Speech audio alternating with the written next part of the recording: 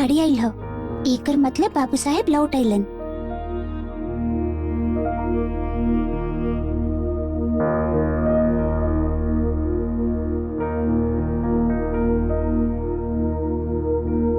ना अभी तक वो ना आइलन। बाकी अब का हुई?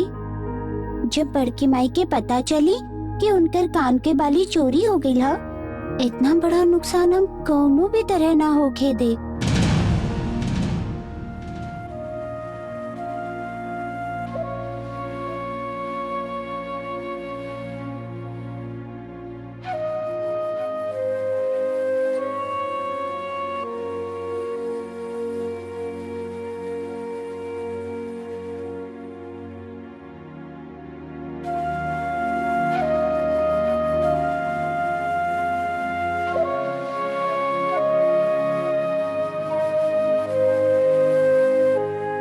बड़की माई वापस आके देखी है कि कान के बाली हुआ नहीं खे, तब का हुई?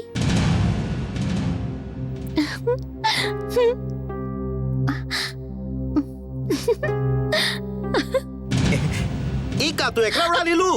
अरे धीरे बोली। बाप रे बाप, आप यदि दीदी के गहना के बक्सा देखती जैसे सोना के खान होके, कान नहीं के हुआ, सोना के कंगन, सोना के बाली, बड़का बड़का हार देख के केहू के भी दिमाग खराब हो जाई। हमरा एकदम रहल ना गई, ओकरा में से एगो उड़ा देली। उड़ा देली? तो के अभी उड़ावे खातिर के कलर है? तो के हम का कलर रही कि सब चीज कहवा एकर खबर तू हमके देबो, तू अभी उड़ा देलू? अरे धीरे बोली ना। अरे पापा ले लेली तो का भाई? दीदी के पास से कितना गहना हो, वहाँ से यदि एगो हम ले लेली तो का भाई? ये उनको याद भी ना आई। याद भी ना आई? उनका पता भी न चली? सुना, ज्यादा लालच करे से इंसान फंस भी जलाई। बात तो नहीं खुद सुने? सुन ले हैं, आप भी ना अच्छी बात में है। कितना सुंदर सुंदर डिजाइन के गहना, कितना सुंदर सुंदर गहना रहे, देखे से लालच ना आई का? हम के भी लालच भाई, हमें को पीस उड़ा ली। ये देखी ये हीरा के बाली कैसे झलमल कर रहा है। हाँ, तो हर दिमाग झलमल कर रहा और ओकर चमक बाहर आ रहा। भाभी एगो औरत है, उनकर कोनो गाना खो जाए और उनका के पता ना चली, ऐसा कब हो सकेला का? अरे बाबा, पहले आप हमारी बात तो सुनी, फिर जितना मर्जी गुस्सा करब। भाभी यदि समझ भी जाइए कि एको गहना कम है, तब उनका कैसे मालूम चले कि वो के ले ले हम ले ले है, ये उनका कैसे पता चले? जब हम गहना ले ली तो आस पास अच्छा से देख ले रही, वहाँ पर क्यों भी ना रहे, समझ ली? तो हर दिमाग में कुछ बाकी ना? औरत के गहना चोरी हो जाई और ओकर लेके घर में हो हल्ला ना हो, ऐसा कब हो सकेला का? और ऐसा भी तो हो सकेला कि लोग पुलिस के खबर करे, पुलिस आवे और पूरा घर के तलाशी लेबे, तोरा पास सामान मिले और रंगल हाथ पकड़ल जाए पर पुलिस हथकड़ी डाल के तो के लॉकअप में डाल देबे। ऐसा भी हो सकेला? सुनी जी, हम तो ये काम इतना गहराई से सोच के ना कह रहे। काहे ना सोच लो गहराई से? हाँ, अच्छा लगी? पूरा घर के सामने पुलिस तो हर हाथ में हथकड़ी पहरा के, कमर में रस्सी बांध के, लाल कारपेट के ऊपर से खींचत ले जाई। सुने ना, कुछ तरकीब निकाले ना। अब यदि हमके हवाला जाए के बड़ी तब बोनी के का होए? हम ये सब कुछ ना समझ पाइली। का होई बोनी के? पूरा घर के लोग ओकरा के चोर के औलाद कह के माथा पे उठा के नची हैं। और वो ड्राइवर के बेटी भी आके तोहार मुंह पे तमाचा लगाई। का होए? काहे हम ये सब करे गईली? इतना गहरा देख के हमारा दिमाग खराब हो गए रहे, हमार माथा पता न काहे चकरा गई। माथा चकरा गईल? माथा पर का 3 हॉर्स पावर के पंप लागल है जो भड़ भड़ भड़ भड़ भड़ घूमत रहेला? सुना, हम का सोचत है कि जहाँ से बाली उठा के ले आए हम उहे रखावत है। अरे यदि क्यों देख लेस ना तो हो जाए कल्याण। ना केहू ना देखी। हम जब ये बाली ले आयल रही तब आसपास केहू ना रहे। हम जैसे ही चुपचाप ले आयल रही वैसे चुपचाप एकरा वापस रख के आवत है, समझ ली? उफ, का बात है, कितना सुंदर बाली है। ये तो बड़की माई के बाली है।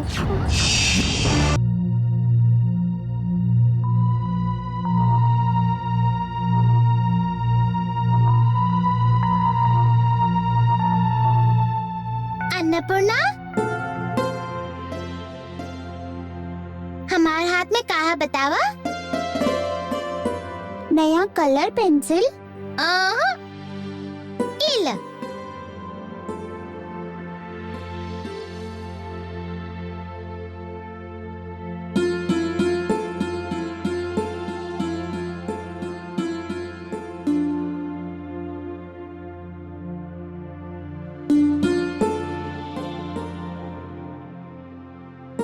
गइल, ओमा रख दे लो। ये चॉकलेट तो ना खाइबो का? अब ही ना, बाद में सब मिलके खाई। तू लोग कहवा गइल रहू? का खाइलू? ओ बहुत बड़ा जगह, 5 स्टार होटल। 5 स्टार होटल के मतलब? उमा लड़का लोग सब खाना परोसेलन। हम लोग के यूनिफॉर्म की तरह वो लोग भी यूनिफॉर्म पहन ले रहन। एगो किताब में सब खाए के चीज के नाम लिखल रहेला। ऐसन होला? किताब में खाए के चीज के नाम लिखल रहेला? हाँ, हमार मम्मी वो किताब में देख के खाना के ऑर्डर देवेली, आइसक्रीम मंगावेली। वो किताब के नाम का पता? वो किताब के नाम है मेनू। का कहलू? का नाम? का कहलू? अरे मेनू कहल जाला, मेनू। मेनू? ओकरा कहल जाला मेनू कार्ड, ठीक है? सुते के समय हो गिल हा, मम्मी वेट करत है। सबे के गुड नाइट का और सुते जा। Good night Annapurna. Good night. बोनी, अब तू भी जा। Good night. Good night.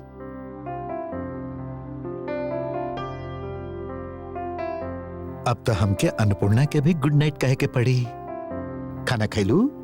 हाँ। Very good. अब सो जा। Good night. Good night.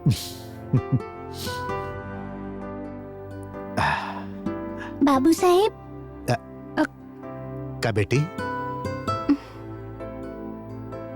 Thank you बाबू साहेब। Most welcome. Good night.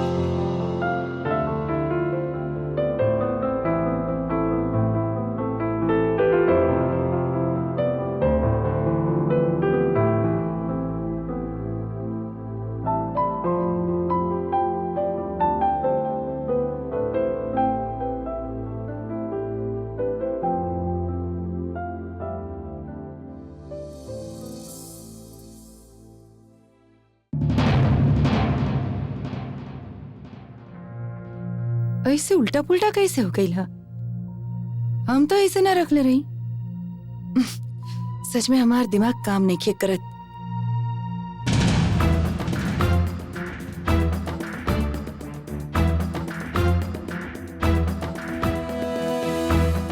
कान के बाली का वहां। बस हो गई।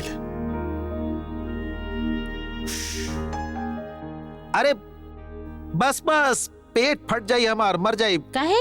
बचपन में तो शौक से आलूदम खात रहा। हाँ, फिर आलूदम ऐसा पैर फिसलल के आलूदम खाए के शौक ही खत्म हो गई। दीदी, चंचला का वहां? हाँ भौजी, हमके बुलावत रही। का भेल रे ना?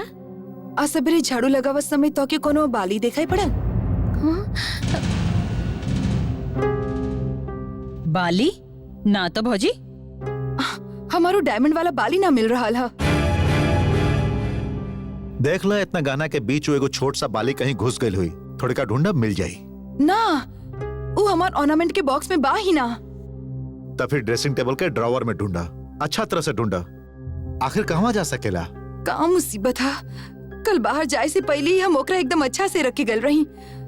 हमके लागता क्यों चोरी हो गई। बाकी तो लोग के जाए के बाद तो केहू बाहर के आदमी घर में ना आयल रहे। खाली चंचला ही अपन बेटी से मिले गई रही। बाहर के केहू कैसे न रहे? बाहर के एगो है ना ओ लड़की अन्नपूर्णा।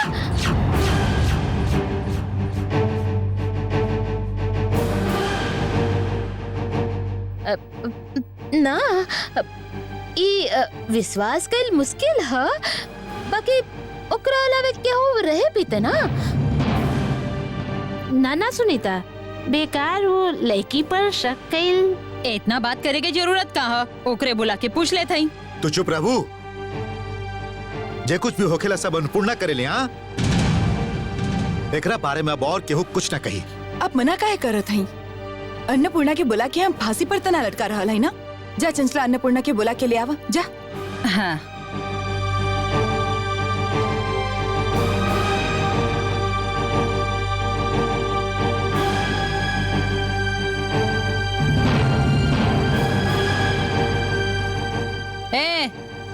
तो के बड़की माई बुला रहल हई। बड़की माई? हाँ, बड़की माई बोलवले हैं। अब चलो, जल्दी चलो चलो चलो चलो। अन्नपूर्णा, बड़की माई के कान के बाली गुम हो गई है, का तू कुछ बता सकेलू? अन्नपूर्णा बताओ ना, ओ बात बतावा।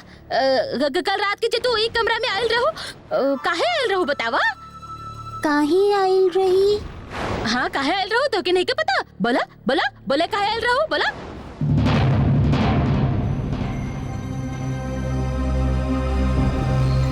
काहे अन्नपूर्णा, कुछ तो बोला। आंटी जे पूछ रहल है वो बतावा। का जवाब दे दीदी?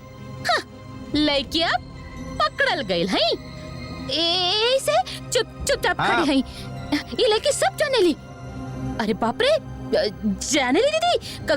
कल रात के हम कोनो काम से रसोई में गई रही, तब हम देख ले दीदी, ये लड़की आपके कमरा से निकल रहा है। ये निकल के आपके कमरा के सामने चुपचाप ठाड़ रही। तब तक हम पूछली के अन्नपूर्णा तो यहाँ पर का कर रहा? तभी वहाँ से भाग गई। तब हमके समझ में ना आए कि लड़की ऐसा भी काम कर सकत है। हाँ, जे भी कही लड़की में हिम्मत है ना, तो दिन दहाड़े क्यों।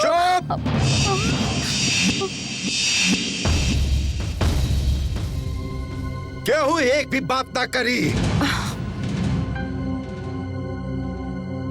जे भी पूछे केहू हम पूछब।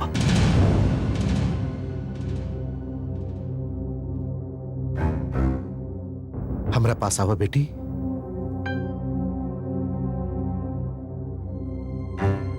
तू बड़की माई के बाले के बारे में कुछ जाने लू?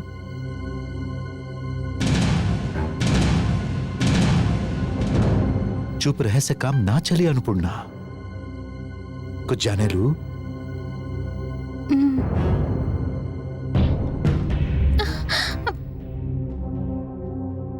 का तू कल बड़की माई के कमरा में गल रहू?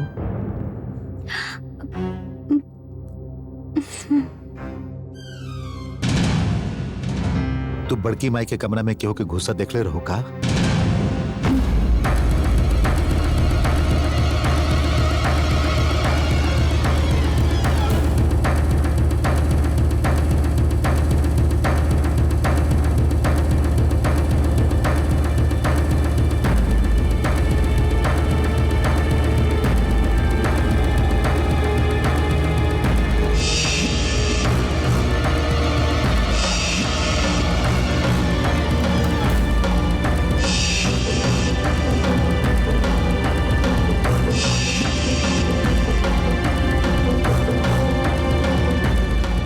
भैया, हमके लगा था कि वो कुछ कहल चाहते।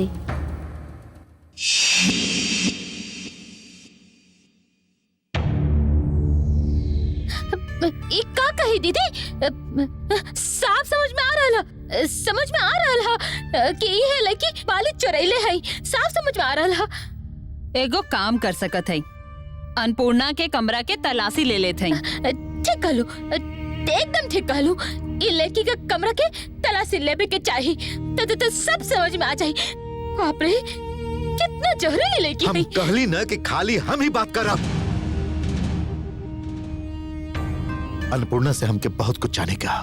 देखी, आपके जी जाने के वो आप बाद में पूछ ली। अब हमके लागत है कि अन्नपूर्णा के कमरा में जाके देखे के चाहिए।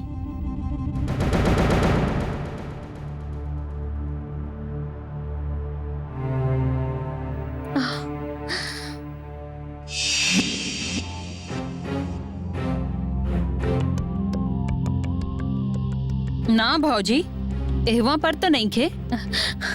ना मिल रहा है ना चंचला दीदी। ना ये लड़की कहवा। के तू थप्पड़ लगाओ तब सच ही अपने आप उगल दे। कैसन बदमाश लड़के हैं। ओ वहाँ पर एगो बैग है, ओकरा हम लोग ना ढूंढ ली। बैग के सर्च कर जाए दीदी। देखी बैग में कौन ठूस के रख ले है। देखी देखी